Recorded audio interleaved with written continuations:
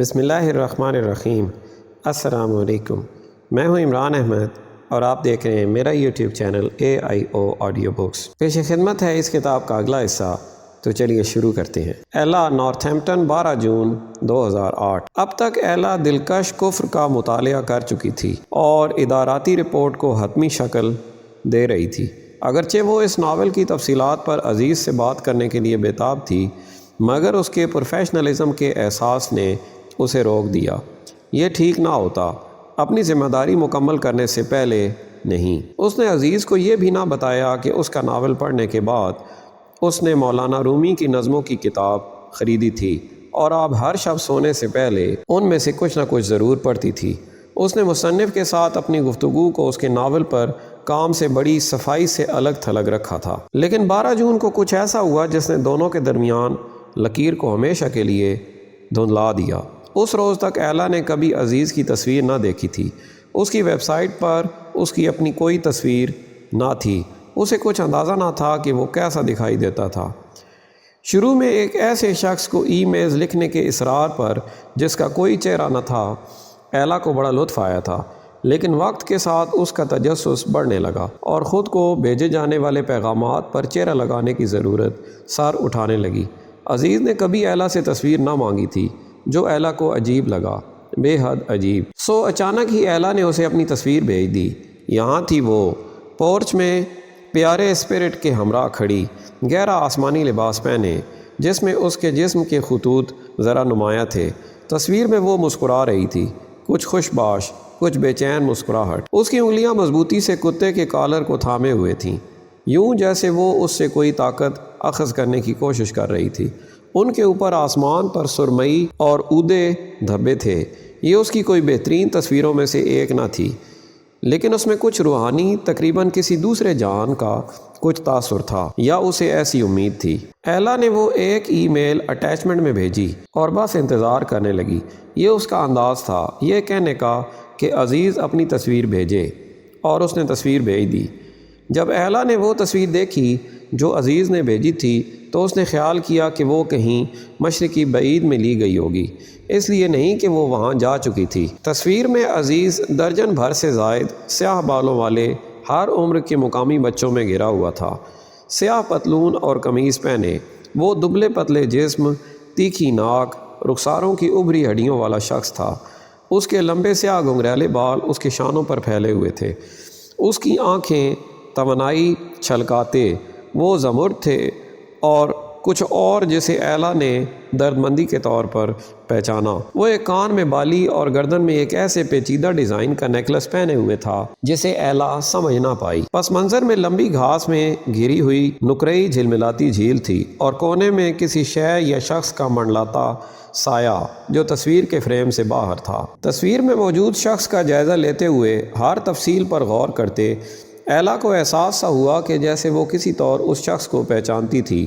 وہ جس قدر بھی عجیب و غریب محسوس ہوا، وہ قسم کھا کر کہہ سکتی تھی کہ وہ اس شخص کو پہلے بھی دیکھ چکی تھی، اور اچانک وہ جان گئی۔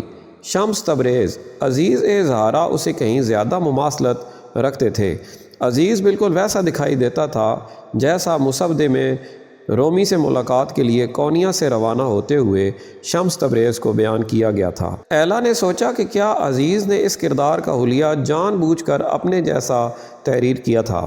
مصنف کے طور پر ہو سکتا تھا کہ وہ مرکزی کردار کو اپنے عکس پر تخلیق کرنا چاہتا ہو، بالکل ویسے جیسے خدا نے انسان کو اپنے عکس پر تخلیق کیا تھا۔ اس بات پر غور کرتے ہوئے ایک اور امکان اٹھ کھڑا ہوا۔ کیا ایسا ہو سکتا تھا کہ اصلی شمس تبریز بالکل ویسے دکھائی دیتے ہوں جیسے انہیں کتاب میں بیان کیا گیا تھا؟ اس صورت میں اس کا مطلب یہ تھا کہ تقریباً 800 برس کی دوری پر ان دونوں آدمیوں میں حیران کن مشابہت تھی۔ کیا ایسا ہو سکتا تھا کہ یہ مشابہت اختیار سے باہر اور حتیٰ کہ خود مصنف کے علم سے بھی باہر تھی؟ ایلا نے اس وسوسے اور الجھن پر جتنا زیادہ سوچا، اتنا ہی شدت سے اسے شبہ ہوا کہ شمس تبریز اور عزیز زہرا کچھ اس طور پر ایک دوسرے سے ربط رکھ سکتے تھے جو کسی سادہ ادبی داؤ پیچ سے بڑھ کر تھا۔ اس دریافت نے ایلا پر دو غیر متوقع اثرات کیے۔ پہلا یہ کہ اس کا جی چاہا کہ وہ دوبارہ دلکش کفر سے رجوع کرے اور ایک مختلف نگاہ سے ناول دوبارہ پڑھے۔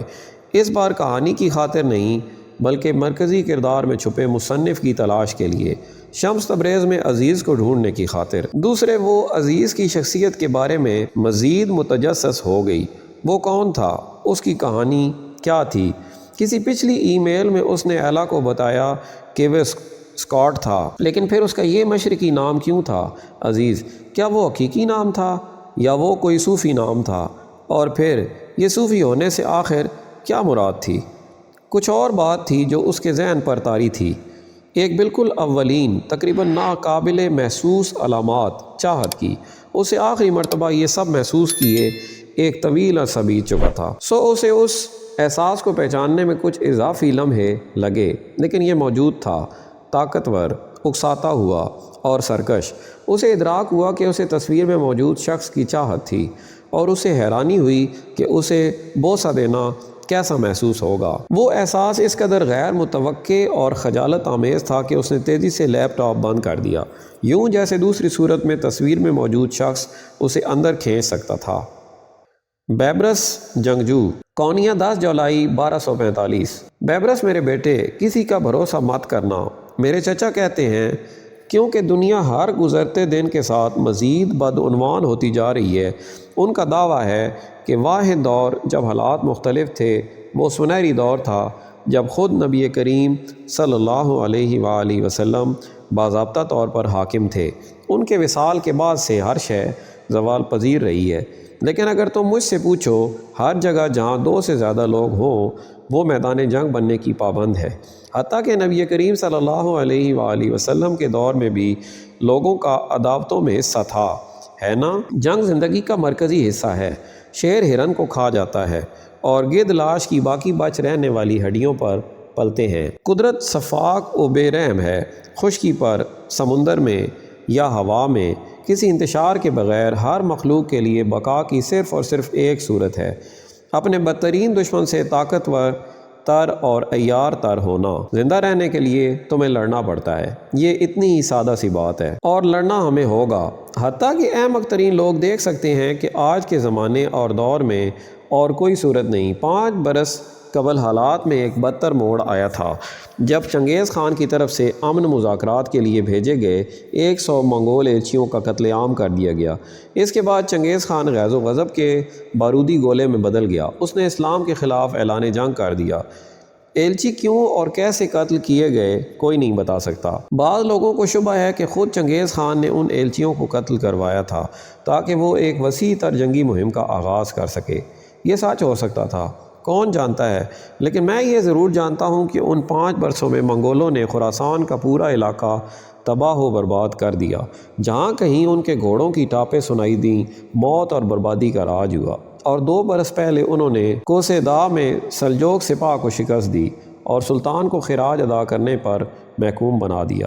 واحد سبب کہ منگولوں نے ہمیں صفحہ ہستی سے مٹا نہیں دیا یہ تھا کہ ان کے لیے ہمیں محکوم بنائے رکھنا زیادہ منافع بخش تھا۔ قدیم زمانوں سے جنگیں لڑی جاتی رہی ہیں، کم از کم تب سے جب قابیل نے اپنے بھائی حابیل کا قتل کیا تھا، لیکن منگول فوج جیسی صفاقی ہم نے پہلے کبھی نہیں دیکھی۔ 1 سے زیادہ ہتھیاروں میں ماہر، وہ ہتھیاروں کا وسیع استعمال کرتے ہیں، ہر ایک کسی خاص مقصد کے لیے تیار کیا گیا ہتھیار ہے۔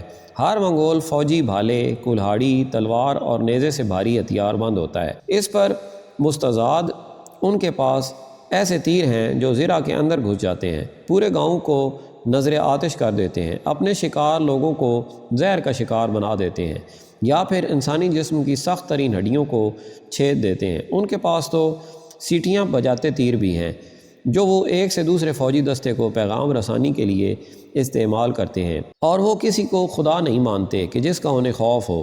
اس قدر ترقی یافتہ جنگی مہارتوں کے ساتھ منگول حملہ کرتے ہیں اور اپنی راہ میں آنے والے ہر شہر، قصبے اور گاؤں کو نیست و نابود کر دیتے ہیں۔ حتیٰ کہ بخارا میں قدیم شہر بھی ملبے کے ڈھیر بنا دیے گئے۔ اور یہ صرف منگولوں کی بات نہیں، ہمیں صلیبیوں سے یروشلم واپس لینا ہے، بازنطینیوں کے دباؤ کا تو ذکر ہی نہیں، اور شیعوں اور سنیوں کے درمیان مسابقت، ہم جو کہ ہر طرف سے سرد خون والے شفاق دشمنوں میں گھرے ہیں، ہم پرامن رہنے کے کیسے متحمل ہو سکتے ہیں؟ یہی وجہ ہے کہ مولانا رومی جیسے لوگ میرے اعصاب پر سوار ہو جاتے ہیں۔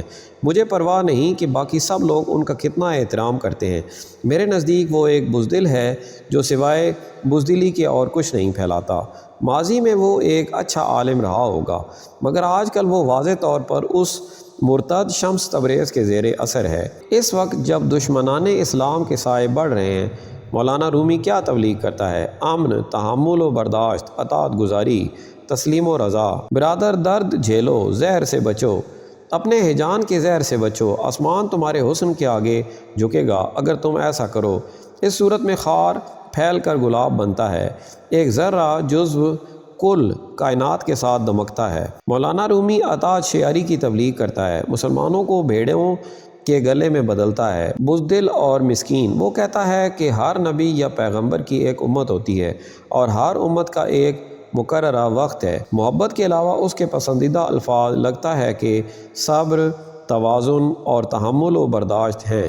اگر اس پر منحصر ہوتا تو ہم سب بس اپنے گھروں میں بیٹھے رہتے اور منتظر ہوتے کہ کب دشمن آ کر ہمیں ذبح کر دیں یا پھر کسی اور آفت کا نشانہ بن جائیں، اور مجھے یقین ہے کہ تب وہ آ کر تباہی کا ذرا دیر کو جائزہ لیتا اور اسے برکت کہتا۔ کچھ لوگ ہیں جنہوں نے اسے کہتے سنا ہے کہ جب مدرسے اور مسجد اور مینارے بھی گرا دیے جائیں تو تب درویش اپنی برادری کا آغاز کر سکتے ہیں۔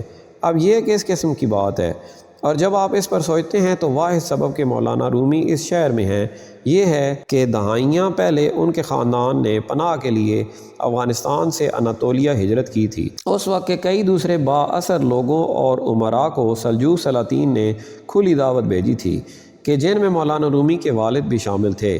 یوں پناہ یافتہ اور مراعات یافتہ اور ہمیشہ توجہ اور پسندیدگی پانے والے مولانا رومی کے خاندان نے افغانستان کے شور و فساد کو چھوڑ کر کونیا کے پرسکون باغات کا رخ کیا۔ اس قسم کے ماضی کے ساتھ تحمل و برداشت کا درس دینا بے حد آسان ہے۔ اگلے روز میں نے وہ واقعہ سنا جو شمس تبریز نے بازار میں لوگوں کے ایک گروہ کو سنایا تھا۔ اس نے کہا کہ نبی کریم صلی اللہ علیہ وآلہ وسلم کے رفیق و جانشین حضرت علی ایک میدان جنگ میں کسی کافر سے لڑ رہے تھے۔ علی اس شخص کے دل میں تلوار گھونپنے ہی والے تھے کہ اس کافر نے اچانک سر اٹھایا اور آپ کے مبارک چہرے پر تھوک دیا۔ حضرت علی نے فوراً ہی اپنی تلوار ہٹا لی، گہری سانس بھری اور چلے گئے۔ کافر ہکا بکا رہ گیا۔ وہ حضرت علی کے پیچھے بھاگا اور پوچھا کہ وہ اسے کیوں زندہ چھوڑ رہے ہیں؟ کیونکہ مجھے تم پر غصہ آ گیا ہے، حضرت علی نے جواب دیا۔ تو پھر آپ میری جان کیوں نہیں لے لیتے؟ کافر نے پوچھا۔ میں سمجھا نہیں۔ حضرت علی نے وضاحت کی، جب تم نے میرے چہرے پر تھوک دیا تو مجھے بے حد غصہ آیا، میری انا ابھری اور اس نے انتقام لینا چاہا۔ اگر میں ابھی تمہیں قتل کر دوں تو میں اپنے نفس کی پیروی کروں گا اور وہ ایک بہت بڑی خطا ہوگی۔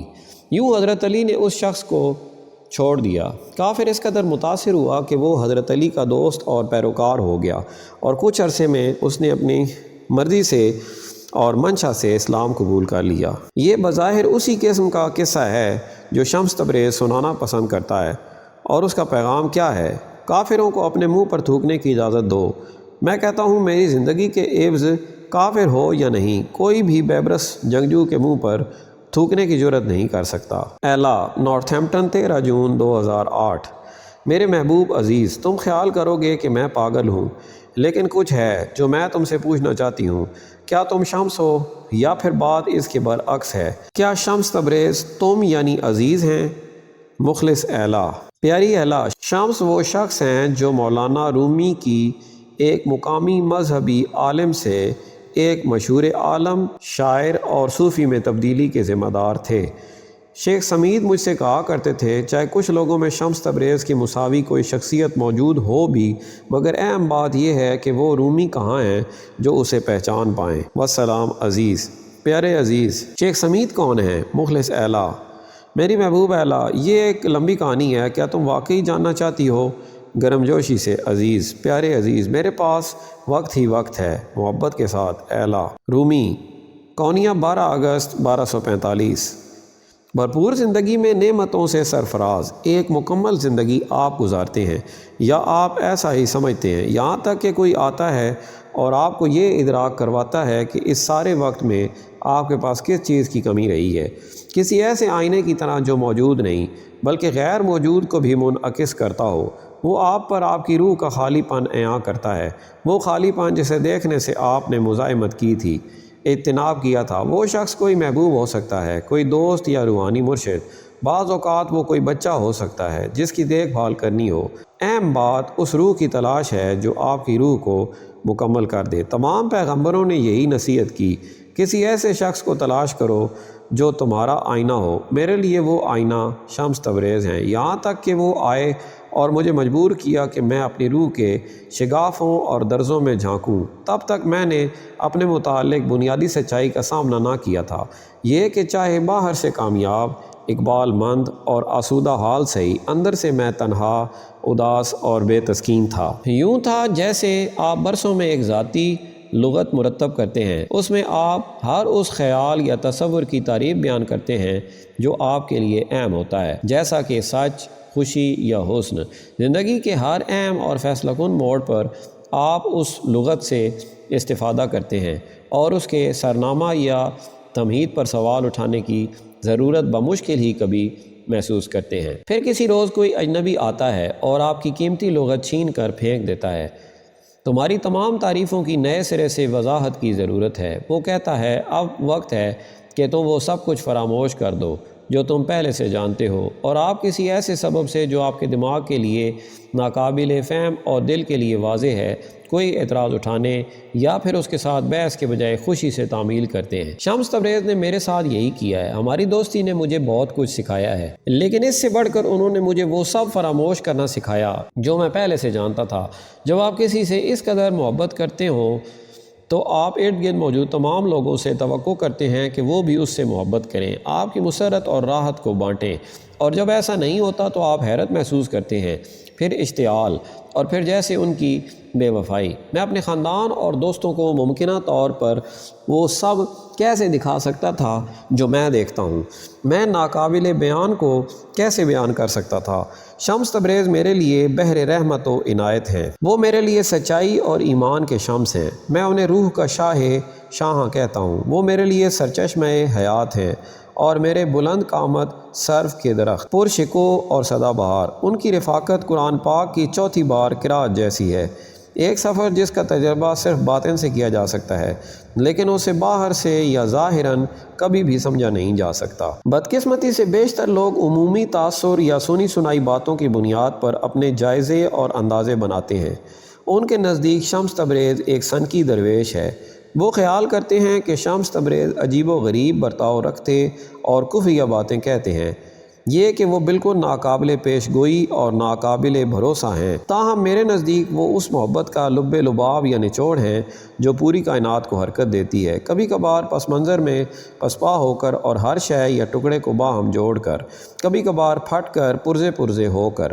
اس قسم کا اتفاق زندگی بھر میں ایک ہی مرتبہ ہوتا ہے، 38 برس میں ایک بار۔ جب سے شمس تبریز ہماری زندگیوں میں آئے ہیں، لوگ مجھ سے پوچھتے رہتے ہیں کہ ان میں مجھے ایسا کیا خاص نظر آتا ہے، لیکن کوئی صورت نہیں کہ میں انہیں جواب دے سکوں۔ انجام کار وہ لوگ جو سوال پوچھتے ہیں وہی ہیں جو اس بات کو سمجھ نہیں سکتے، اور جہاں تک ان لوگوں کی بات ہے جو سمجھ سکتے ہیں وہ ایسی باتیں پوچھتے ہی نہیں۔ میں خود کو جس گو مگو کے عالم میں پاتا ہوں وہ مجھے لیلا اور مشہور عباسی خلیفہ ہارون الرشید کی یاد دلاتا ہے۔ ہارون الرشید نے جب یہ سنا کہ قیس نامی ایک بدوی شاعر لیلا کی محبت میں گرفتار ہو کر اپنے عقل و ہوش کھو بیٹھا تھا اور اس لیے اسے مجنون کہا جاتا تھا یعنی دیوانہ، خلیفہ اس عورت کے بارے میں متجسس ہوا جو اس کی غمزدگی اور بدحالی کا سبب بنی تھی۔ یہ لیلا ضرور کوئی خاص مخلوق ہوگی، اس نے سوچا، دوسری تمام عورتوں سے کہیں برتر عورت، شاید وہ لاسانی حسن اور دل فریبی کی مالک کوئی ساحرہ ہے۔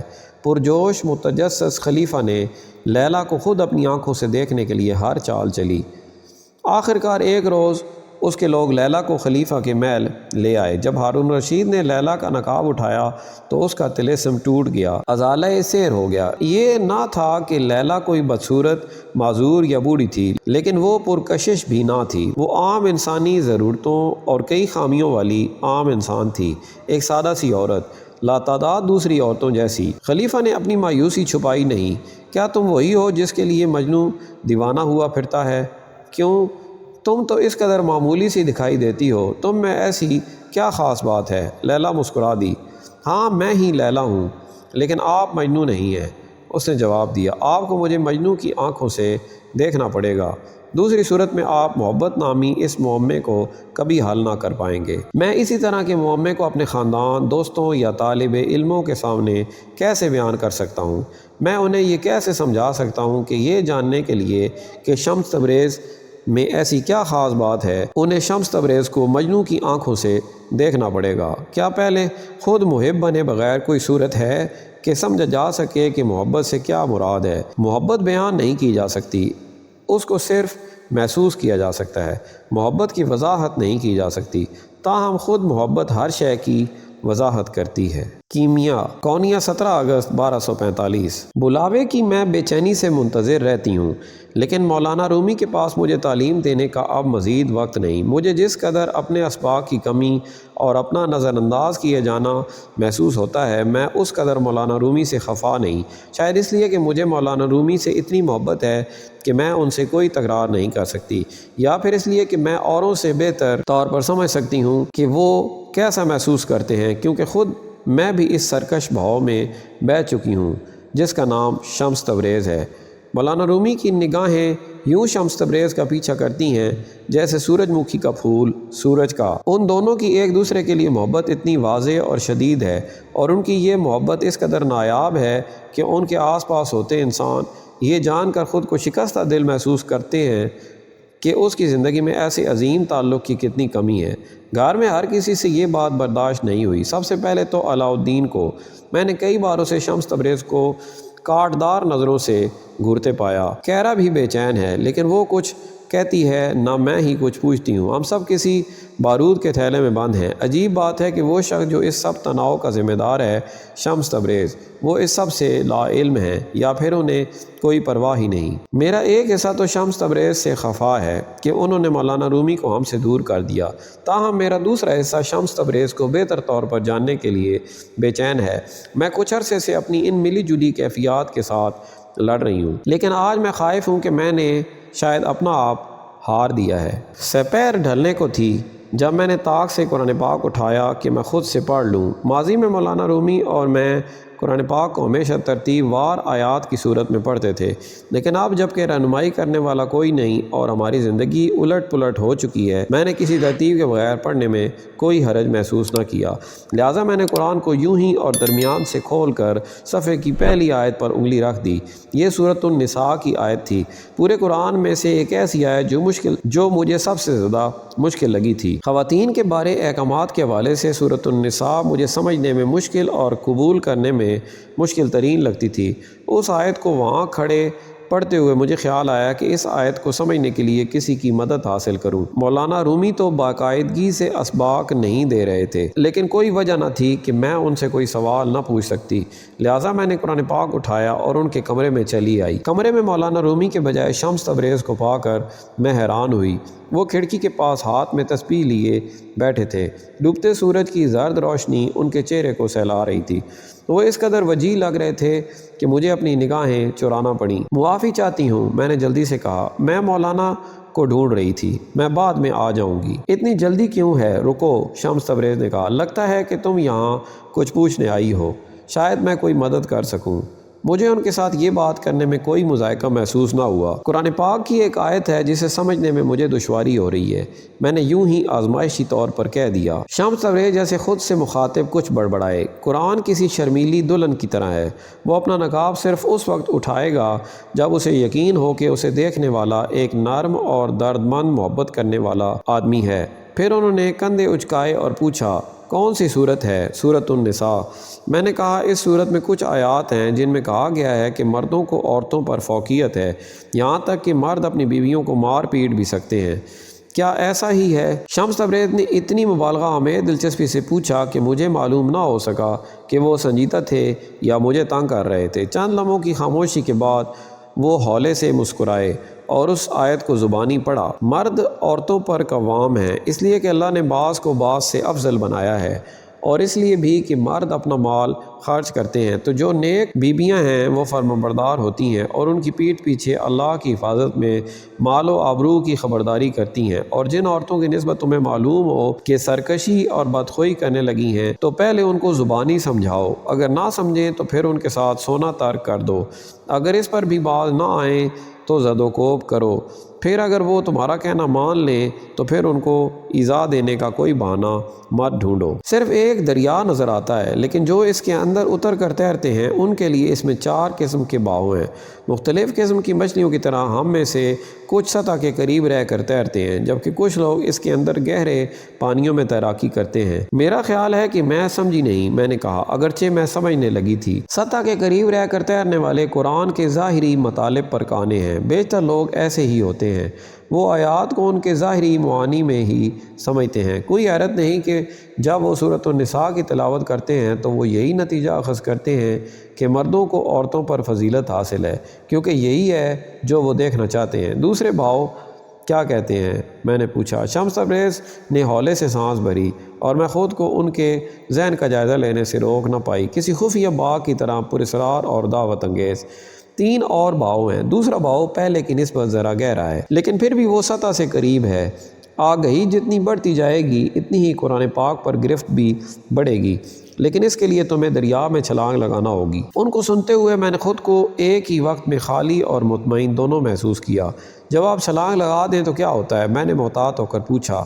تیسرا بہاؤ مخفی باطنی علم ہے۔ اگر باطن کی آنکھ کھول کر سورۃ النساء کی تلاوت کی جائے تو تمہیں محسوس ہوگا کہ یہ آیت عورتوں اور مردوں کے متعلق نہیں ہے، بلکہ یہ مردانگی اور نسوانیت کے بارے میں ہے، اور ہم میں سے ہر ایک میں بشمول تمہارے اور میرے نسوانیت اور مردانگی موجود ہیں، مختلف درجے اور رنگ ہیں۔ ہم ان دونوں کو اپنا اور خود میں سمو کر ہی ہم آہنگ وحدت یا یکتائی حاصل کر سکتے ہیں۔ کیا آپ مجھے بتا رہے ہیں کہ میرے اندر مردانگی موجود ہے؟ ہاں بالکل، اور میرا بھی ایک نسوانی پہلو ہے۔ میں اپنی بے ساختہ ہنسی روک نہ سکی۔ اور مولانا رومی، ان کے بارے میں کیا خیال ہے؟ شمس تبریز ذرا مسکرائے۔ ہر آدمی کے اندر کسی حد تک نسوانیت موجود ہوتی ہے، حتیٰ کہ ان میں بھی جو جوان مرد ہیں، خاص طور پر انہی میں۔ میری عزیز، شمس تبریز نے اپنے الفاظ کو ایک ششمک سے سجاتے اور اپنی آواز کو سرگوشی میں ڈالتے ہوئے کہا، یوں جیسے کسی راز میں شریک کر رہے ہوں، کسی ننھی بچی کی طرح محسوس کرتے۔ میں نے اپنی ہنسی دبا لی۔ وہ شمس تبریز کے اس قدر قریب ہونے کا اثر تھا۔ وہ عجیب شخص تھے، ان کی آواز عجیب طور پر مسحور کن تھی، ان کے ہاتھ مضبوط اور لچکدار تھے، اور سورج کی کرن جیسے ان کی نگاہ جو جس چیز پر پڑتی اسے مزید زندگی اور رونق بخش دیتی تھی۔ ان کے قریب میں نے اپنی نوجوانی کو بھرپور طریقے سے محسوس کیا، اور ممتا کی بوجھل دودھیا خوشبو پھیلاتے میرے اندر کہیں ممتا کی حس بیدار ہو گئی۔ میں ان کی حفاظت چاہتی تھی، کیسے اور کس سے میں نہیں بتا سکتی تھی۔ شمس تبریز نے اپنا ہاتھ میرے شانے پر رکھا۔ ان کا چہرہ اتنا قریب تھا کہ میں ان کے سانسوں کی حدت محسوس کر سکتی تھی۔ اب ان کی آنکھوں میں ایک نئی خوابناک سی کیفیت تھی۔ اپنے لمس سے انہوں نے مجھے جیسے مقید کر لیا تھا۔ میرے رخسار سہلاتی ان کی انگلیوں کی پوریں کسی شعلے کی سی تپش دے رہی تھیں۔ میں حیران و ششدر تھی۔ پھر ان کی انگلیاں میرے نچلے ہونٹ کی طرف بڑھیں، ہکا بکا اور چکراتے ہوئے، اپنے سینے میں اٹھتے جوش و خروش کے ساتھ۔ میں نے اپنی آنکھیں موند لیں، لیکن انہوں نے میرے لبوں کو چھوتے ہی اپنا ہاتھ پرے کھینچ لیا۔ تمہیں اب جانا چاہیے، پیاری کیمیا۔ میرے نام کو کسی اداسی بھرے لفظ میں بدلتے ہوئے شمس تبریز زیر لب بولے۔ میں باہر نکل آئی، میرا سر چکرا رہا تھا اور میرے رخسار سرخ تھے۔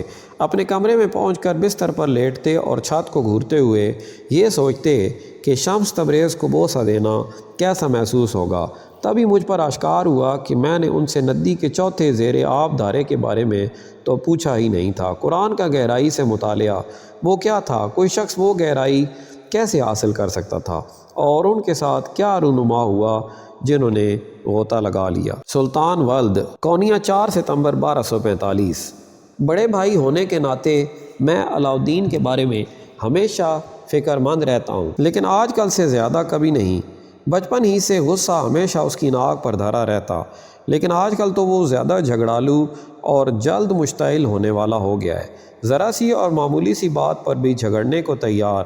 آج کل وہ اس قدر جھکی اور چچڑا ہو گیا ہے کہ گلی کے بچے تک اسے آتا دیکھ کر دہشت زدہ ہو جاتے ہیں۔ صرف 17 برس کی عمر میں ہی تیوریاں چڑھانے اور آنکھیں سکیڑنے کے باعث اس کی آنکھوں کے گرد جھریاں نمودار ہو گئی ہیں۔ آج صبح ہی میں نے اس کے ہمیشہ سختی سے بھیجے دہن کے قریب ایک نئی شکن دیکھی ہے۔ میں بھیڑ کی کھال کے چرمی کاغذ پر کچھ لکھنے میں مصروف تھا جب میں اپنے پیچھے ہلکا سا شور سن کر چونک گیا۔ وہ علاؤالدین تھا۔ اس کے ہونٹ بھچے ہوئے اور پیشانی پر بل تھے۔ خدا ہی جانے وہ کب سے وہاں اس حالت میں کھڑا اپنی بھوری آنکھوں میں تناؤ بھرا تاثر لیے مجھے دیکھ رہا تھا۔ اس نے مجھ سے پوچھا کہ میں کیا کر رہا ہوں۔ میں بابا کے ایک پرانے وعظ کو تحریر کر رہا ہوں۔ میں نے کہا اچھا ہو کہ ہر وعظ کی ایک اضافی نقل موجود ہو، اس سے کیا ہوگا؟ علاؤالدین بلند آواز میں بولا، بابا نے وعظ دینا ہی بند کر دیا ہے۔ اگر تمہیں محسوس نہیں ہوا تو بتا دوں کہ وہ اب مدرسے میں بھی تعلیم نہیں دیتے۔ کیا تم دیکھتے نہیں کہ انہوں نے اپنی تمام ذمہ داریوں کو نظر انداز کر دیا ہے؟ یہ عارضی ہے، میں نے کہا، وہ جلد دوبارہ پڑھانا شروع کر دیں گے۔ تم بس اپنے آپ کو بے وقوف بنا رہے ہو۔ کیا تمہیں دکھائی نہیں دیتا کہ بابا کے پاس اب کسی کے لیے بھی وقت نہیں سوائے شمس تبریز کے؟ کیا یہ مزہ کا خیز نہیں؟ وہ آدمی جو کوئی سرگرداں درویش ہے، اس نے تو ہمارے گھر میں ڈیرا ہی جما لیا ہے۔ اس انتظار میں کہ میں اس سے اتفاق کروں، علاؤالدین ایک طنزیہ ہنسنے لگا، لیکن جب میں نے اس سے کچھ نہیں کہا تو وہ کمرے میں ادھر ادھر گھومنے لگا۔ میں اس کی طرف دیکھے بغیر بھی اس کی آنکھوں سے نکلتے غصے کے شعلے محسوس کر سکتا تھا۔ لوگ باتیں بنانے لگے۔ علاؤالدین نے اب چڑچڑے پن سے کہا، سب ایک ہی سوال پوچھ رہے ہیں، ان جیسے معزز عالم نے خود کو ایک کافر کے ہاتھوں کیسے بے وقوف بننے دیا؟ ہمارے والد کی نیک نامی سورج تلے پگھلتی برف جیسی ہو گئی ہے۔ اگر انہوں نے جلد خود پر اختیار حاصل نہیں کیا تو انہیں دوبارہ اس شہر میں کبھی شاگرد نہیں مل پائیں گے۔ کوئی بھی انہیں اپنا معلم نہیں بنانا چاہے گا، اور اس پر میں لوگوں کو الزام نہیں دوں گا۔ میں نے کاغذ ایک طرف ہٹایا اور اپنے بھائی کی طرف دیکھا۔ وہ ابھی نوعمر لڑکا ہی تھا، اگرچہ اس کا ہر تاثر اور انداز بتا رہا تھا کہ وہ خود کو مردانگی کی حد میں محسوس کر رہا تھا۔ وہ گزشتہ 1 سال میں بہت بدل گیا تھا، اور مجھے شک سا ہونے لگا تھا کہ وہ کسی کی محبت میں گرفتار تھا۔ بس میں یہ نہ جانتا تھا کہ وہ لڑکی کون ہو سکتی تھی، اور اس کے قریبی دوست مجھے کچھ بتاتے نہیں تھے۔ برادر، میں جانتا ہوں کہ تمہیں شمس تبریز پسند نہیں، لیکن وہ ہمارے گھر میں مہمان ہیں اور ہمیں ان کا احترام کرنا چاہیے۔ لوگوں کی باتوں پر توجہ مت دو۔ ایمانداری سے کہوں تو چھچوندر کی کھودی مٹی کو پہاڑ مت کہو۔ اپنی زبان سے یہ الفاظ نکلتے ہی مجھے اپنے حکمیہ لہجے پر پچھتاوا سا ہوا، لیکن اب دیر ہو چکی تھی۔ علاؤالدین کو کسی خشک لکڑی کی طرح فوراً ہی آگ لگ جاتی تھی۔ چھچوندر کا بل، علاؤالدین نے ناک چڑھایا، ہم پر نازل ہونے والی آفت کو تم ایسا کہہ رہے ہو؟ تم اتنے اندھے کیسے ہو سکتے ہو؟ میں نے ایک اور چرمی کاغذ نکالا اور اس کی نازک سطح سے ہلانے لگا۔ مجھے اپنے والد کے الفاظ تحریر کر کے اور یہ سوچ کر کہ ایسا کر کے میں ان الفاظ کی زندگی بڑھا رہا ہوں ہمیشہ بہت خوشی ہوتی تھی۔ چاہے 1000 برس گزر جاتے تب بھی لوگ میرے والد کی تعلیمات پڑھ سکتے اور ان سے متاثر ہو سکتے تھے۔ اس میں اپنا کردار ادا کرتے ہوئے چاہے چھوٹا ہی صحیح مجھے فخر محسوس ہوتا تھا۔ اب بھی شکایت کرتے علاؤالدین میرے پہلو میں کھڑا اپنی متفکر اور تلخ نگاہوں سے میرا کام دیکھ رہا تھا۔ لمحے بھر کے لیے میں نے اس کی نظروں میں جھانکا اور اس لڑکے کا چہرہ پہچان لیا جو اپنے باپ کی محبت چاہتا تھا۔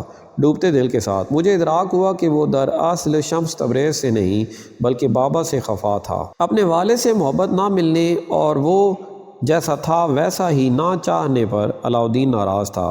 میرے والد ممتاز شخصیت اور مشہور ہو سکتے تھے، لیکن وہ اس موت کے سامنے بے بس ہی تھے جس نے ہمارے بچپن میں ہی ہم سے ہماری ماں کو چھین لیا تھا۔ لوگ کہتے ہیں شمس تبریز نے ہمارے والد پر جادو کر دیا ہے، علاؤالدین نے کہا۔ لوگ کہتے ہیں کہ اسے حشاشین نے بھیجا ہے۔ حشاشین؟ میں نے احتجاج کیا، کیا بکواس ہے؟ حشاشین ایک ایسا فرقہ تھا جو قتل کے پیچیدہ طریقوں اور زہر کے وسیع پیمانے پر استعمال کے سبب معروف تھا۔ بارسوخ شخصیات کو ہدف بناتے ہوئے وہ انہیں سرعام قتل کرتے تاکہ لوگوں کے دلوں میں ان کی دہشت اور رعب بیٹھ جائے۔ یہاں تک کہ انہوں نے سلطان صلاح الدین کے خیمے میں ایک خط کے ساتھ زہریلا کھانا رکھا تھا۔ خط میں لکھا تھا کہ تم ہماری دسترس میں ہو۔ اور عظیم مسلمان سپہ سالار صلاح الدین جو عیسائی صلیبی سپاہ کے خلاف بڑی بہادری سے لڑے اور یروشلم کو دوبارہ فتح کیا تھا، حشاشین کے خلاف لڑنے کی ہمت انہیں بھی نہ ہوئی۔ انہوں نے ان کے ساتھ پرامن طریقے سے رہنے کو ترجیح دی۔ لوگ کیسے سوچ سکتے ہیں کہ شمس تبریز کا تعلق اس دہشت گرد فرقے سے ہو سکتا تھا؟ میں نے اپنا ہاتھ علاء الدین کے شانے پر رکھا اور اسے اپنی طرف دیکھنے پر مجبور کیا۔ اس کے ساتھ ساتھ کیا تمہیں نہیں معلوم کہ وہ فرقہ اب پہلے جیسا نہیں رہا، وہ اب نام کو ہی رہ گئے ہیں؟ علاء الدین نے ذرا دیر کو اس امکان پر سوچا۔ ہاں، لوگ کہتے ہیں کہ حسن بن صباح کے 3 وفادار سالار تھے جو اس عہد کے ساتھ قلعہ الموت سے نکل گئے تھے کہ جہاں بھی جائیں گے خوف و دہشت پھیلائیں گے۔ لوگوں کو شبہ ہے کہ شمس تبریز ان کا سرغنہ ہے۔ میرا پیمانہ صبر لبریز ہو رہا تھا۔ خدا میری مدد فرمائے، اور برائے مہربانی کیا تم مجھے بتانا چاہو گے کہ کوئی حشاشین ہمارے والد کو کیوں قتل کرنا چاہے گا؟ کیونکہ وہ بارسوخ لوگوں سے نفرت کرتے ہیں اور انہیں انتشار پھیلانا پسند ہے، علاء الدین نے جواب دیا۔ وہ اپنے سازشی نظریات پر خود ہی اتنا مشتعل تھا کہ اس کے رخسار سرخ ہو چکے تھے۔ میں جانتا تھا کہ مجھے اس سے سب سے بڑی احتیاط سے نمٹنا تھا۔ دیکھو، لوگ تو ہمیشہ ہر طرح کی باتیں کرتے ہی رہتے ہیں، میں نے کہا۔ تم ان فضول افواہوں کو اتنی سنجیدگی سے نہیں لے سکتے۔ اپنے دماغ کو بدطینت سوچوں سے پاک کرو، یہ تمہیں زہر آلود کر رہی ہیں۔ علاء الدین نے خفگی سے ہنکارا بھرا، لیکن میں نے اپنی بات جاری رکھی۔ ہو سکتا ہے ذاتی طور پر تمہیں شمس تبریز پسند نہ ہو، پسند کرنا ضروری بھی نہیں، لیکن ہمارے والد کی خاطر تمہیں ان کو عزت دینی چاہیے۔ علاء الدین نے مجھے تلخ اور ناراض نظروں سے دیکھا۔ میں سمجھ گیا تھا کہ میرا چھوٹا بھائی نہ صرف والد سے ناراض اور شمس تبریز پر غصے میں تھا، بلکہ وہ مجھ سے بھی نا امید ہو چکا تھا۔ اس نے شمس تبریز کے لیے میری تعریف کو میری کمزوری کی نشانی سمجھا۔ شاید اس نے سوچا ہوگا کہ اپنے والد کی پسندیدگی حاصل کرنے کی خاطر میں خوشامد پسند اور کمزور ہو گیا تھا۔ مجھے ایسا شبہ سا ہی ہوا، لیکن اس شک پر مجھے بہت تکلیف ہوئی۔ پھر بھی میں اس پر غصہ نہ کر سکا، اور اگر کرتا بھی تو میری خفگی زیادہ دیر نہ رہتی۔ وہ میرا چھوٹا بھائی تھا، میرے لیے وہ ہمیشہ وہی بچہ رہے گا جو آوارہ بلیوں کے پیچھے بھاگتا تھا، بارش سے بننے والے کیچڑ کے تالابوں میں اپنے پیر گندے کر لیتا اور سارا دن روٹی پردے ہی رکھ کر کھاتا رہتا تھا۔ میں خود کو اس کے چہرے میں وہ بچہ دیکھنے سے روک نہ پایا جو قدرے فربہی مائل اور چھوٹا سا تھا، وہ بچہ جس نے اپنی ماں کی موت کی خبر ایک بھی آنسو بہائے بغیر سنی تھی۔ وہ صرف اپنے پیروں کو دیکھتا رہا تھا، یوں جیسے اچانک ہی اسے اپنے جوتوں پر شرمندگی ہونے لگی ہو، اور اپنا نچلا ہونٹ چباتا رہا یہاں تک کہ وہ زرد پڑ گیا۔ اس کے منہ سے کوئی لفظ نکلا نہ سہی، اور اس نے کوئی سسکی ہی بھری۔ کاش وہ تب رو لیتا۔ کیا تمہیں وہ وقت یاد ہے جب محلے کے ایک بچے سے تمہاری لڑائی ہوئی تھی؟ میں نے پوچھا۔ تم خون آلود ناک کے ساتھ روتے ہوئے گھر واپس آئے تھے۔ اس وقت تمہاری ماں نے تم سے کیا کہا تھا؟ علاء الدین کی آنکھیں پہلے سکڑیں اور پھر جیسے کچھ یاد آنے پر پھیل گئیں، لیکن اس نے کہا کچھ نہیں۔ انہوں نے تم سے کہا تھا کہ تمہیں جب کبھی کسی پر غصہ آئے تو اپنے ذہن میں اس شخص کا چہرہ کسی ایسے شخص کے چہرے سے بدل دو جس سے تمہیں محبت ہو۔ کیا تم نے شمس تبریز کا چہرہ ہماری ماں کے چہرے سے بدلنے کی کوشش کی؟ شاید یوں تم شمس تبریز کے اندر کچھ ایسا تلاش کر سکو جو تمہیں پسند ہو۔ کسی گزرتے بادل جیسی ایک ہلکی سی دزدیدہ مسکراہٹ علاء الدین کے ہونٹوں پر منڈلائی، اور میں یہ دیکھ کر حیران رہ گیا کہ اس مسکراہٹ نے اس کے تاثرات کو کتنا نرما دیا تھا۔ شاید میں ایسا کر سکتا ہوں، اس نے کہا۔ اس کے لہجے سے اب سارا غصہ نچڑ گیا تھا۔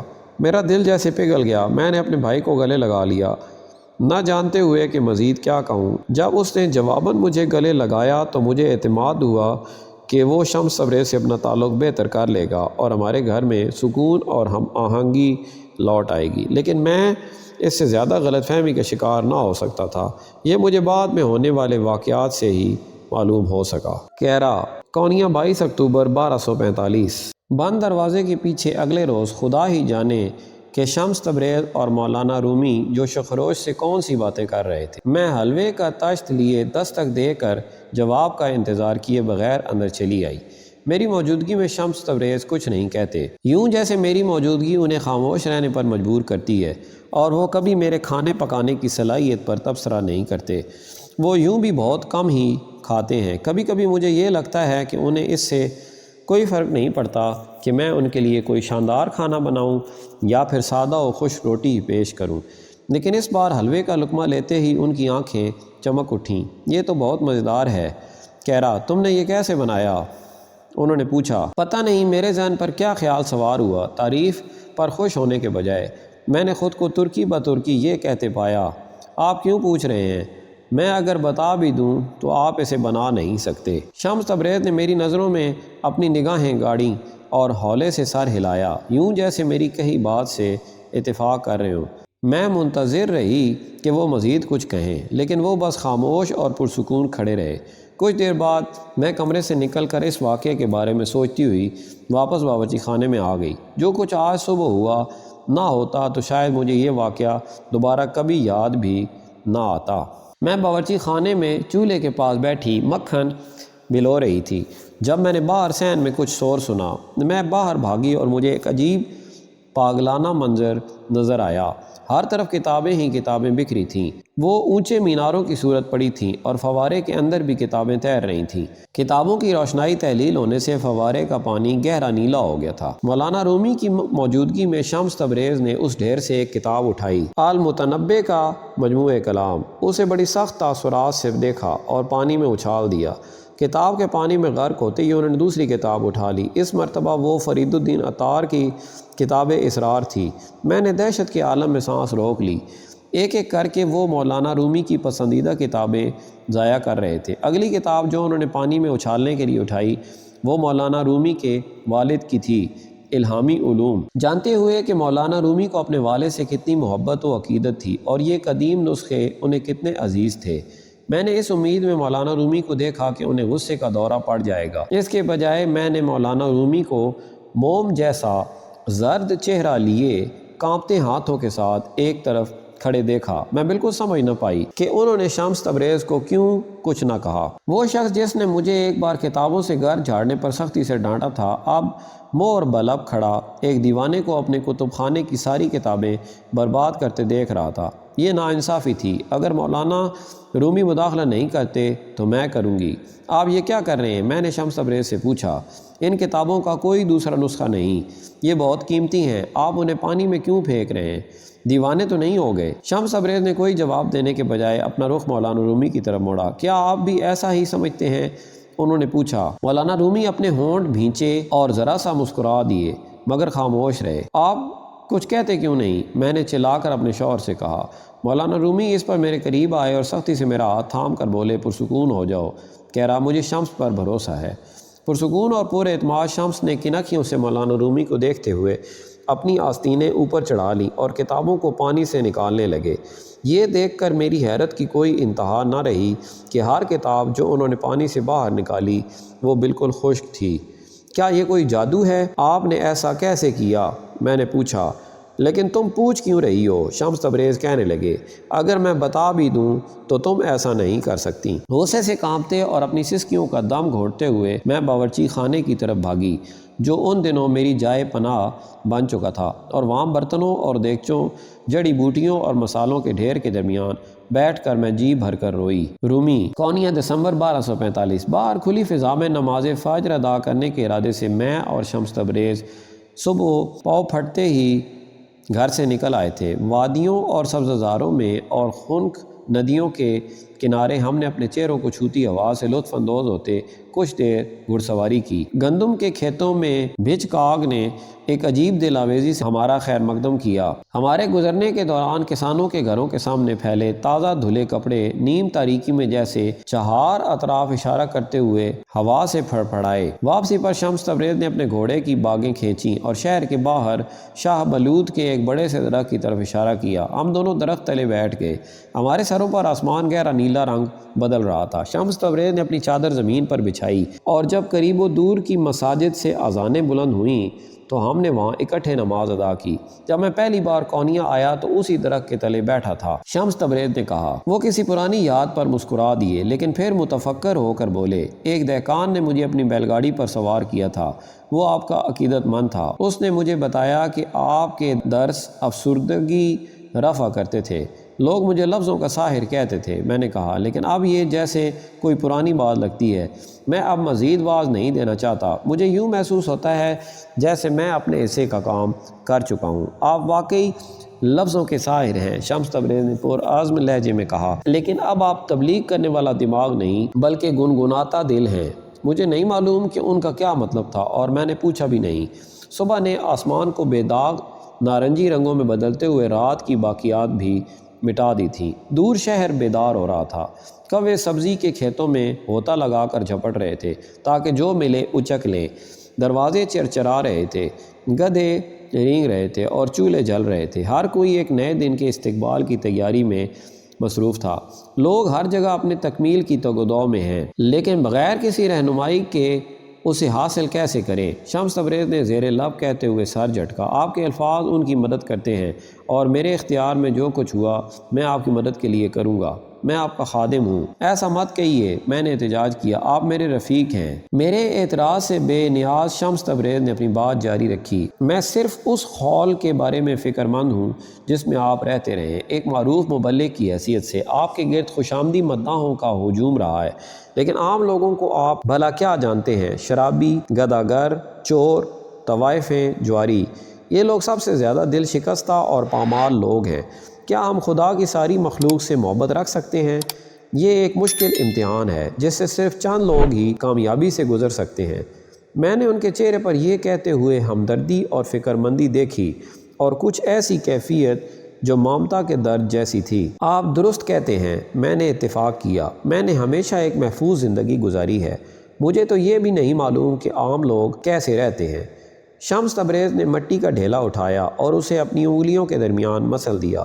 پھر وہ نرمی سے بولے، اگر ہم کائنات کو پوری طرح اپنا لیں اور اس کے تمام اختلافات اور تضادات کے ساتھ، تو سب کچھ پگھل کر وحدت میں بدل جائے گا۔ یہ کہہ کر شمس تبریز نے زمین پر گری شاخ اٹھائی اور شاہ بلوط کے گرد ایک دائرہ کھینچا۔ اس کے بعد انہوں نے اپنے بازو آسمان کی طرف اٹھائے، یوں جیسے کسی غیر مرئی رسی پر اوپر چڑھنا چاہتے ہوں، اور اللہ کے 99 اسماء مبارک دہرائے۔ اس دوران میں وہ اس کھینچے گئے دائرے کے اندر گھومنے لگے، پہلے آہستگی اور دھیرج سے اور پھر تیزی سے رفتار بڑھاتے ہوئے۔ وہ سپہر کی ہوا کی طرح گھومنے لگے۔ ان کا یہ جنون اس قدر سحر انگیز تھا کہ میں خود کو یہ محسوس کرنے سے روک نہ پایا جیسے پوری کائنات، یہ زمین، ستارے اور چاند، سب کے سب ان کے ساتھ گردش میں رقصاں تھے۔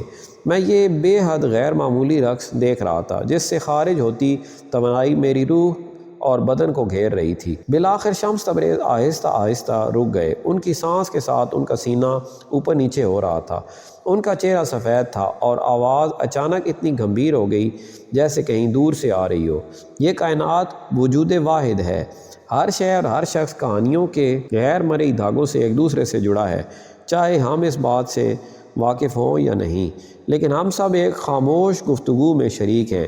کسی کو تکلیف نہ پہنچاؤ، درمندی سے پیش آؤ، کسی کی پیٹھ پیچھے اس کی برائی مت کرو۔ بظاہر کوئی بے ضرر تبصرہ بھی نہیں۔ ہماری زبان سے نکلے الفاظ فنا نہیں ہوتے بلکہ اس فضائے بسیط میں ہمیشہ کے لیے ذخیرہ ہو جاتے ہیں اور پھر وقت مقررہ پر ہم تک واپس پلٹ آئیں گے۔ کسی ایک شخص کا درد ہم سب کو تکلیف میں مبتلا کر دے گا، کسی ایک شخص کی خوشی ہم سب کو خوش کر دے گی۔ وہ زیر لب بولے، 40 اصولوں میں سے ایک ہمیں یہی بتاتا ہے۔ پھر انہوں نے اپنی متجسس نگاہ مجھ پر جما دی۔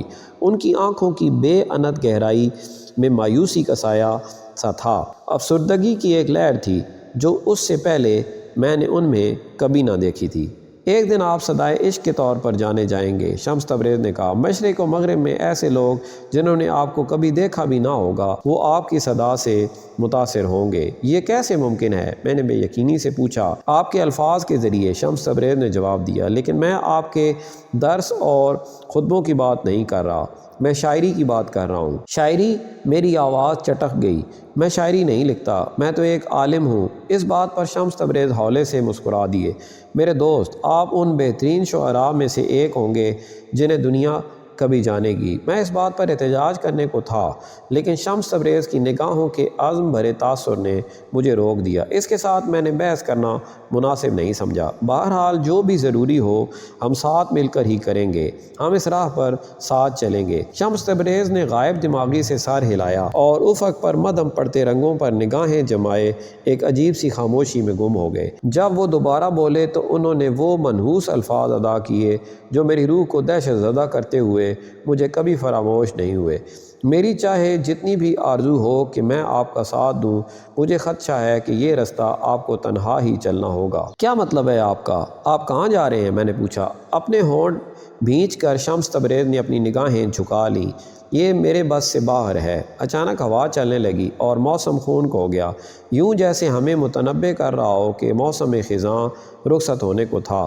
بے بادل نیلے آسمان سے دن کی روشنی میں بارش برسنے لگی، گرم بوندیں اتنی ہلکی اور نازک جیسے کسی تتلی کا لمس، اور وہ پہلی بار تھی کہ شمس تبریز کے مجھے چھوڑ جانے کے خیال سے میرے سینے میں تیز درد اٹھا۔ سلطان ولد، کونیا دسمبر 1245۔ بعض لوگوں کے نزدیک یہ فضول گویا دل لگی ہی ہوگی، لیکن مجھے اس سے تکلیف ہوتی ہے۔ لوگ ان باتوں تحقیر اور تنفر سے کیسے دیکھ سکتے ہیں جن کا انہیں علم ہی نہیں؟ یہ دہشت خیز نہیں تو عجیب ضرور ہے کہ لوگ سچائی سے کس قدر دور ہیں۔ وہ میرے والد اور شمس تبریز کے تعلق کی گہرائی کو سمجھتے ہی نہیں۔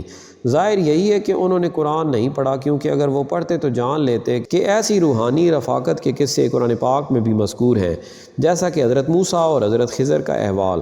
یہ قصہ سورہ کہف میں واضح طور پر بیان کیا گیا ہے۔ حضرت موسیٰ ایک مثالی شخصیت تھے، اتنے عظیم کہ وہ ایک روز پیغمبر کے رتبے پر فائز ہوئے۔ وہ ایک عظیم سالار اور قانون ساز بھی تھے، لیکن ایک وقت آیا کہ انہیں اپنی تیسری آنکھ کھولنے کے لیے روحانی رفیق کی ضرورت محسوس ہوئی، اور وہ رفیق حضرت خضر تھے، ستائے ہوئے مصیبت زدوں اور غم زدوں کے چارہ گر۔ حضرت خضر نے حضرت موسیٰ سے فرمایا، میں دائمی مسافر ہوں، خدا نے مجھے دنیا گھومنے اور جو ضروری ہو کرنے کی ذمہ داری سونپی ہے۔ آپ کا کہنا ہے کہ آپ میرے شریک سفر بننا چاہتے ہیں، لیکن اگر آپ میرے ساتھ چلتے ہیں تو آپ کو میرے کسی اقدام پر کوئی سوال نہیں کرنا ہوگا۔ کیا آپ سوال کیے بغیر میرے رفیق سفر بن سکتے ہیں؟ کیا آپ مجھ پر کامل بھروسہ کر سکتے ہیں؟ جی ہاں، میں ایسا کر سکتا ہوں۔ حضرت موسیٰ نے انہیں یقین دلایا۔ مجھے اپنے ساتھ لے چلیے، میں وعدہ کرتا ہوں کہ میں کوئی سوال نہیں کروں گا۔ یوں وہ راستے میں آنے والی آبادیوں کا دورہ کرتے سفر پر نکل پڑے، لیکن جب انہوں نے حضرت خضر کو بے معنی کام کرتے دیکھا، جیسے نوعمر لڑکے کا قتل یا کشتی میں سوراخ کرنا، تو حضرت موسیٰ اپنی زبان پر قابو نہ رکھ سکے۔ آپ نے یہ ناگوار کام کیوں کیے؟ انہوں نے بےتابی سے پوچھ لیا۔ آپ کا وعدہ کیا ہوا؟ خضر نے پوچھا۔ کیا میں نے بتایا نہیں تھا کہ آپ مجھ سے کوئی سوال نہیں کر سکتے؟ ہر مرتبہ حضرت خضر نے معذرت کی اور دوبارہ سوال نہ پوچھنے کا وعدہ کیا، لیکن ہر بار ہی وعدہ خلافی کی۔ آخر میں خضر نے انہیں اپنے ہر ایک کام کی حکمت بتائی، رفتہ رفتہ مگر مکمل یقین کے ساتھ۔ موسیٰ کو یہ بات سمجھ آ گئی کہ کچھ کام دیکھنے میں برے یا غلط نظر آ سکتے ہیں، لیکن وہ در پردہ رحمت ہوتے ہیں، جبکہ کچھ چیزیں دکھائی تو خوب دیتی ہیں لیکن حقیقت میں وہ نقصان دہ ہوتی ہیں۔ خضر علیہ السلام کے ساتھ ان کی مختصر رفاقت ان کی زندگی کا سب سے چشم کشا تجربہ ثابت ہوئی۔ اس مثال ہی کی طرح اس دنیا میں کچھ دوستیاں ایسی ہوتی ہیں جو عام لوگوں کو ناقابل فہم لگتی ہیں، لیکن در حقیقت وہ حکمت و معرفت کی حامل ہوتی ہیں۔ شمس تبریز کی اپنے والد کی زندگی میں موجودگی کو بھی میں ایسا ہی سمجھتا ہوں، لیکن میں جانتا ہوں کہ دوسرے لوگ اس دوستی کو اس نظر سے نہیں دیکھتے، اور یہی بات مجھے فکر مند کرتی ہے۔ بدقسمتی سے شمس تبریز بھی اس بات میں کوئی آسانی پیدا نہیں کرتے کہ لوگ انہیں پسند کرنے لگیں۔ وہ مدرسے کے داخلی دروازے پر خجالت آمیز سرکش انداز میں بیٹھ جاتے ہیں۔ وہ ہر اس شخص کو روک کر پوچھ گچھ کرتے ہیں جو اندر جا کر میرے والد سے کوئی بات کرنا چاہے۔ تمہیں مولانا سے کس لیے ملنا ہے؟ وہ پوچھتے ہیں۔ تم نذرانہ کیا لائے ہو؟ لوگوں کو سمجھ نہیں آتی کہ جواب کیا دیں۔ وہ ہکلاتے اور ہچکچاتے ہوئے معذرت کرنے لگتے ہیں، اور شمس تبریز انہیں واپس بھیج دیتے ہیں۔ ان میں سے کچھ لوگ چند روز بعد نذرانوں کے ساتھ واپس آتے ہیں، خشک میوے، نقرئی درم، ریشمی قالین یا نوزائیدہ میمنے اٹھائے ہوئے، لیکن یہ اشیاء دیکھ کر شمس تبریز مزید برہم ہو جاتے ہیں۔ اس کی سیاہ آنکھیں دیکھنے لگتی ہیں، اس کا چہرہ برہمی سے چمکنے لگتا ہے، اور وہ انہیں بھگا دیتے ہیں۔ ایک دن ایک آدمی شمس تبریز پر غصے سے برس پڑا۔ تمہیں مولانا کا دروازہ روک کر بیٹھنے کا کس نے دیا ہے؟ تم ہر کسی سے پوچھتے رہتے ہو کہ نذرانے میں کیا لائے ہو، اپنے بارے میں تمہارا کیا خیال ہے، تم ان کے لیے کیا لائے ہو؟ میں اپنا آپ، اپنی ذات لایا ہوں، شمس تبریز نے اتنی دھیمی آواز میں کہا کہ بمشکل سنائی دی۔ میں نے اپنا آپ ان پر قربان کر دیا۔ وہ آدمی زیر لب بڑبڑاتا، غصے سے زیادہ الجھن کا شکار دکھائی دیتے ہوئے پلٹ گیا۔ اسی روز میں نے شمس تبریز سے پوچھا کہ کیا انہیں اس پر پریشانی نہیں ہوتی کہ انہیں غلط سمجھا جاتا ہے اور ان کی ناقدری کی جاتی ہے۔ اپنے خدشات سے اپنا اختیار کھو کر میں نے اشارتاً بتایا کہ گزشتہ دنوں میں انہوں نے اپنے بہت دشمن بنا لیے تھے۔ شمس تبریز نے مجھے خالی نظروں سے دیکھا، جیسے انہیں کچھ اندازہ نہ ہو کہ میں کس بارے میں بات کر رہا تھا، لیکن میرے کوئی دشمن نہیں۔ انہوں نے کندھے اچکاتے ہوئے کہا، محبان الہی کے حریف تو ہو سکتے ہیں لیکن ان کے کوئی دشمن نہیں ہو سکتے۔ جی ہاں، مگر آپ لوگوں کے ساتھ جھگڑتے ہیں، میں نے اعتراض کیا۔ شمس تبریز جلال میں آ گئے۔ میں ان کے ساتھ نہیں بلکہ ان کی انا کے ساتھ جھگڑتا ہوں، یہ بالکل مختلف بات ہے۔ پھر وہ نرمی سے کہنے لگے، یہ بھی 40 اصولوں میں سے ایک ہے۔ یہ دنیا ایک برف پوش پہاڑ کی مانند ہے جس سے تمہاری آواز ٹکرا کر بازگشت کی صورت میں پلٹتی ہے۔ تم جو کچھ بھی کرو گے، اچھا یا برا، وہ کسی طور تم تک واپس پلٹ آئے گا۔ اس لیے اگر کوئی تمہارے بارے میں برا سوچتا ہے تو اس کے لیے اسی طرح برے کلمات ادا کرنے سے معاملہ صرف بگڑے گا۔ تم منفی توانائی کے منحوس دائرے میں مقید ہو جاؤ گے۔ اس کے بجائے اس شخص کے بارے میں 40 دن رات اچھا بولو اور سوچو، 40 روز بعد سب کچھ بدلا ہوا محسوس ہوگا، کیونکہ خود تم اندر سے بدل چکے ہوگے۔ مگر لوگ آپ کے بارے میں ہر طرح کی باتیں پھیلا رہے ہیں، حتیٰ کہ وہ یہاں تک کہہ رہے ہیں کہ دو مرد اگر ایک دوسرے کے اس حد تک مشتاق ہوں تو اس کا مطلب ہے کہ ان کے درمیان کوئی ناگفتہ بے تعلق ہے۔ یہ کہتے ہوئے میری آواز نے میرا ساتھ چھوڑ دیا۔ یہ سن کر شمس تبریز نے اپنا ہاتھ میرے بازو پر رکھا اور اپنے مخصوص پرسکون انداز میں مسکرا دیے۔ پھر انہوں نے مجھے ایک قصہ سنایا۔ دو آدمی ایک دوسرے شہر کا سفر کر رہے تھے۔ وہ ایک ندی کنارے پہنچے جس میں بارشوں کے سبب طغیانی آئی ہوئی تھی۔ جب وہ اسے پار کرنے کو تھے، انہیں وہاں ایک جوان اور خوبصورت عورت مدد کی منتظر کھڑی دکھائی دی۔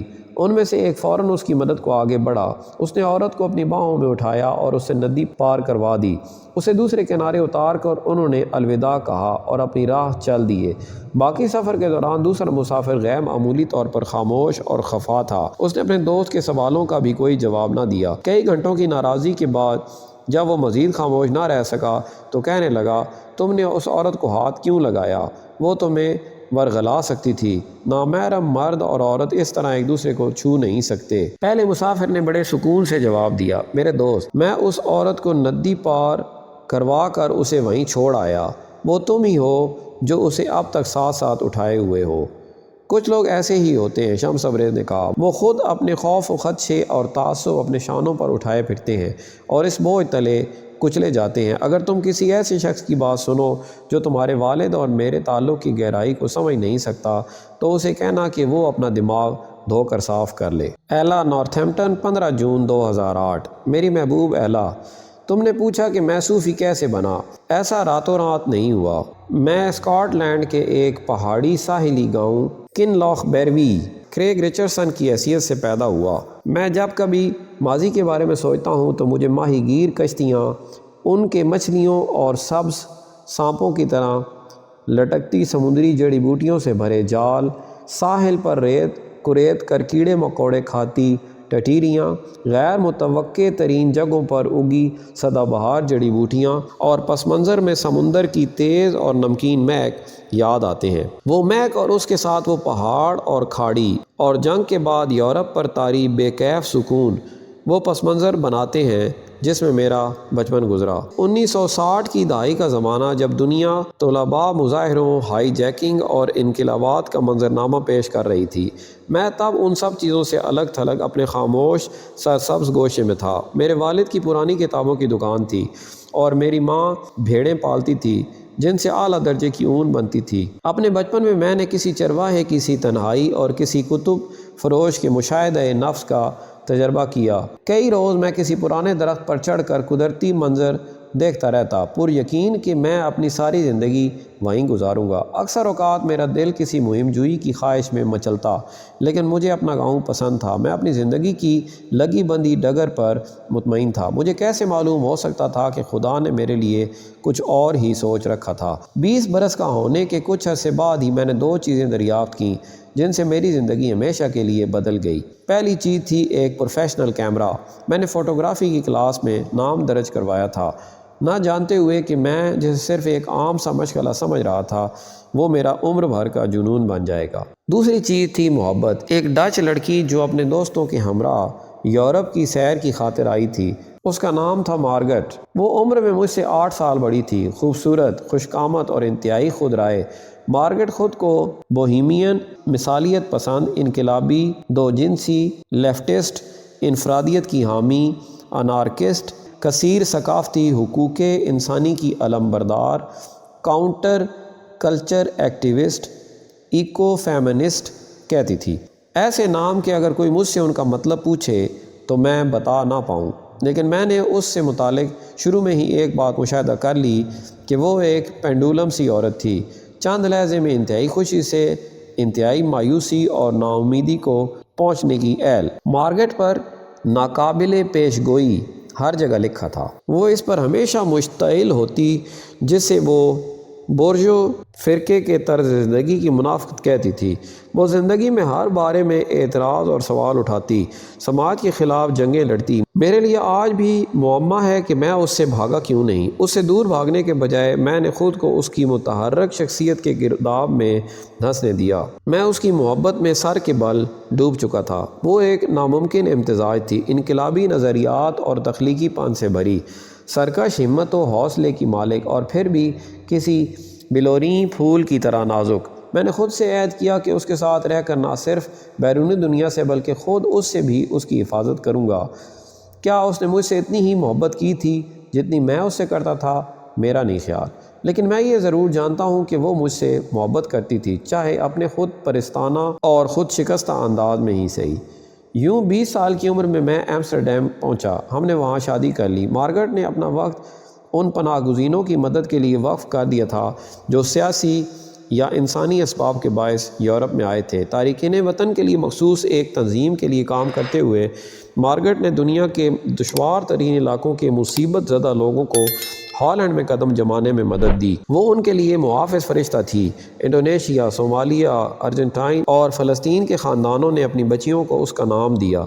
جہاں تک میری بات ہے تو کارپوریٹ دنیا میں کامیابی کی زینے چڑھنے کی کوشش میں مجھے بڑے مقاصد میں کوئی دلچسپی نہ تھی۔ بزنس اسکول سے گریجویشن کے بعد میں نے ایک بین الاقوامی فرم کے لیے کام کرنا شروع کر دیا۔ یہ حقیقت کہ مارگریٹ کو میرے اسٹیٹس یا تنخواہ سے کوئی غرض نہ تھی، اس پر مجھے مزید کامیابیاں حاصل کرنے کی تمنا ہوئی۔ طاقت و اختیار کا حریص ہو کر میں نے ہر اہم کام اپنے ہاتھوں میں لینا چاہا۔ میں نے ہماری زندگی کی ساری منصوبہ بندی کر رکھی تھی۔ 2 سال بعد ہمارے بچے ہوں گے۔ 2 ننھی لڑکیاں میرے خیالی مثالی خاندان کو مکمل کرتی۔ مجھے اس مستقبل کا بھروسہ تھا جو ہمارا منتظر تھا۔ ہم دنیا کی محفوظ ترین جگہ پر بسے تھے، ان مصیبت زدہ ممالک میں سے کسی ایک میں نہیں جو پانی کے کسی ٹوٹے پائپ کی طرح یورپ میں تارکین وطن کی کھیپ بھیج رہے تھے۔ ہم جوان اور صحت مند تھے اور ایک دوسرے سے محبت کرتے تھے۔ کچھ بھی غلط نہیں ہو سکتا تھا۔ یہ یقین کرنا مشکل ہے کہ میں اب 54 برس کا ہوں اور مارگریٹ اب دنیا میں نہیں۔ وہ صحت مند تھی، ایک پکی سبزی خور تھی۔ اس زمانے میں جب لوگ ابھی اس لفظ کے معنی سے بھی ناآشنا تھے، وہ صرف صحت بخش کھانا کھاتی، باقاعدگی سے ورزش کرتی اور منشیات سے دور رہتی تھی۔ اس کے فرشتوں جیسے چہرے پر صحت کی چمک تھی۔ اس کا بدن ہمیشہ سے دبلا پتلا اور چست تھا۔ وہ اپنا اتنا خیال رکھتی تھی کہ عمروں کے فرق کے باوجود میں دیکھنے میں اس سے بڑا ہی لگتا تھا۔ اس کی موت بہت غیر متوقع اور سادہ تھی۔ ایک شب اس مشہور روسی صحافی سے ملنے کے بعد جس نے سیاسی پناہ کی درخواست دے رکھی تھی، واپسی پر اس کی گاڑی ہائی وے پر خراب ہو گئی۔ وہ ہمیشہ قوانین کی پابند رہی تھی، لیکن اس وقت اس نے اپنے مزاج کے برخلاف ایک کام کیا۔ فلیش لائٹس جلا کر مدد کا انتظار کرنے کے بجائے وہ اپنی گاڑی سے باہر نکلی اور پیدل ہی اگلے گاؤں جانے کا فیصلہ کیا۔ اس نے سیاہ ٹراؤزر کے ساتھ گہرے بھورے رنگ کا کوٹ پہن رکھا تھا۔ اس کے پاس کوئی فلیش لائٹ یا ایسا کچھ نہ تھا جس سے وہ نمایاں دکھائی دے جاتی۔ ایک گاڑی نے اسے ٹکر مار دی۔ یوگوسلاویہ سے آتے ایک ٹریلر نے ڈرائیور کا کہنا تھا کہ وہ اسے بالکل دکھائی نہیں دی تھی۔ یوں مارگریٹ رات کے اندھیرے میں مکمل طور پر تحلیل ہو گئی۔ میں کبھی نوجوان لڑکا تھا۔ محبت نے ایک بھرپور زندگی سے مجھے روشن کیا۔ اس عورت کو کھو دینے کے بعد جس سے مجھے محبت تھی، میری کایا پلٹ ہی گئی۔ میں لڑکا رہا نہ کوئی بالغ مرد، میں کسی پھندے میں پھنسا جانور بن گیا۔ اپنی زندگی کے اس مرحلے پر میرا سامنا لفظ صوفی کے حرف سواد سے ہوا۔ امید ہے کہ میں نے اپنے اتنے طویل خط سے تمہیں اکتا نہیں دیا ہوگا۔ محبت کے ساتھ عزیز۔ طوائف گل صحرا، کونیا، جنوری 1246۔ بدنامی کے بعد جو مسجد والے رسوا کن واقعے کے باعث ہوئی، کعبہ خانے کی نائکہ نے مجھ پر پابندی لگا دی اور مجھے اب کہیں بھی آنے جانے نہیں دیتی۔